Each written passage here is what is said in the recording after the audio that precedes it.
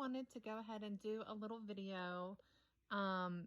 If you are struggling or forget how to add fractions, then I'm going to do an example here for you. So let's say I'm going to do a different one because I want you to work on these ones.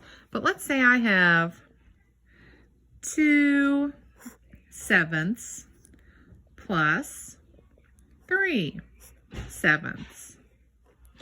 So it's nice and easy whenever we have common denominators already, so that whenever we're adding them, all we have to do is simply copy that denominator that you have in the addition problem.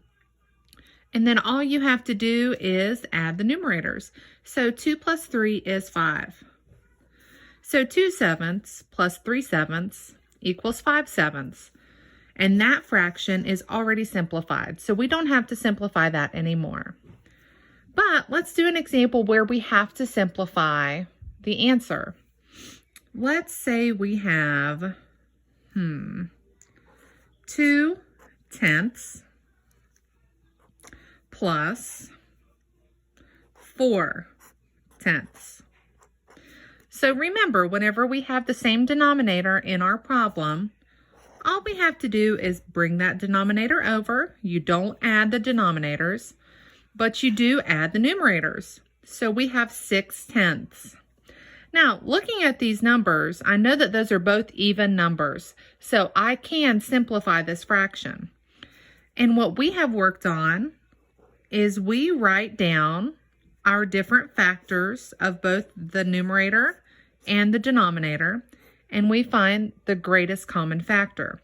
So what can I multiply together to get 6? Well, I can do 1 and 6, and I can do 2 and 3. And those are my only numbers that I can multiply together to get 6. What about 10? Well, first of all, we always start with the easy one, 1 and 10, and then we can do 2 and 5. Those are our only factors for both of those numbers.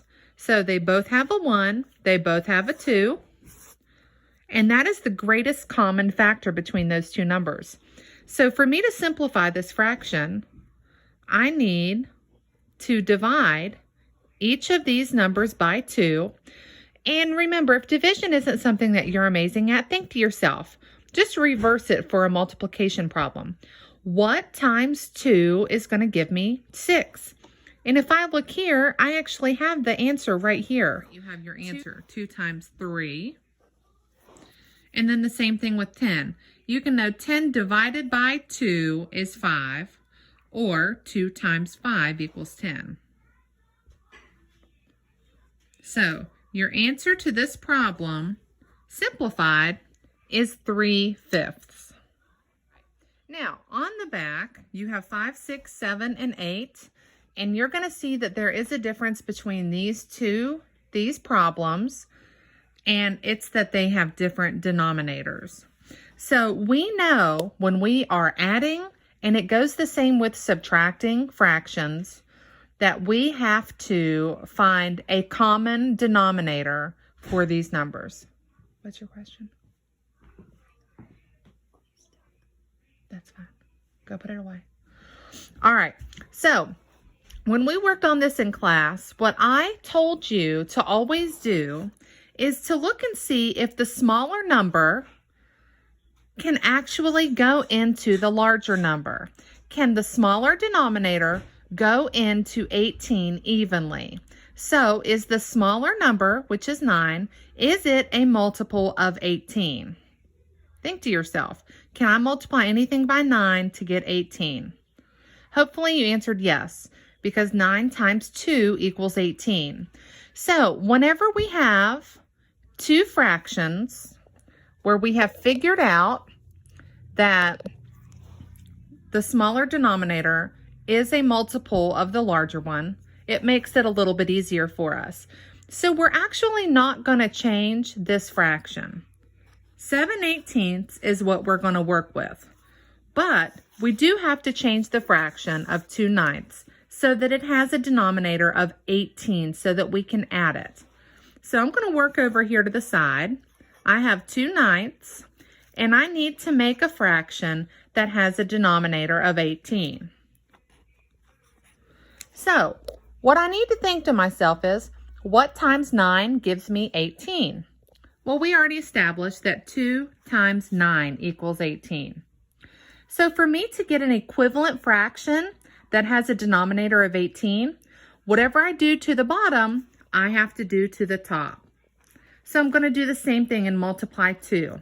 2 times 2 equals 4. So now I have two fractions that have a denominator of 18. So now I can actually add those fractions. So just like on the front page, we have a denominator of 18. We don't add those denominators, we just bring it over. And what I do is I add the top numbers, the numerators. 7 plus 4, 7, 8, 9, 10, 11. 11 18ths. Now, I'm going to go ahead and tell you this does not simplify because 11 is a prime number. The only thing you can multiply together to get 11 is 1 and 11. So this is not going to simplify.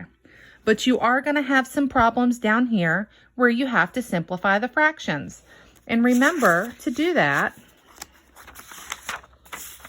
all you need to do is to make a t-chart of both the numerator and the denominator and write all the different factors of those two numbers, everything you can multiply together to get those two numbers, and then find the greatest common factor. Once you've figured out what the greatest common factor is, you're going to divide both the numerator and the denominator by that common factor, and you're going to get your most simplified version of that fraction. So I hope this video helps, and it will get you on your way for day 1 of the instructional packet for math, which starts Thursday, Thursday, March 26th.